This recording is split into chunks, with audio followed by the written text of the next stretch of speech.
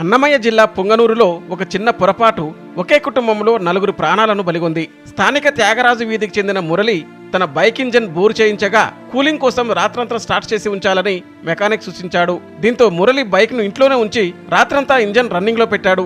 ఇరుకైన ఇల్లు, సరైన వెంటిలేషన్ లేకపోవడంతో బైక్ నుంచి వెలువడిన కార్బన్ మోనాక్సైడ్ ఇల్లంతా అలముకుంది.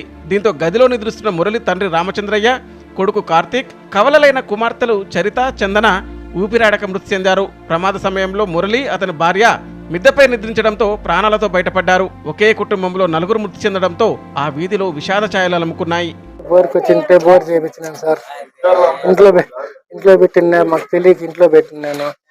ఆ దీనికి ఒక ఇదైందంట, అది నాకు తెలియదు. మాకు చీటికి అని చెప్పి నేను పైన రేకులు ఇంట్లో పనుకోన్నాం మేము. తెల్లారి 4 గంటలకు వచ్చి టీ అలవాటు ఉంది. 4 గంటలకి టీకి కొట్టి సాల్ అయిపోయి తెల్లారి 7 గంటలకి తలుపు పగలు కొట్టినాను. చూస్తే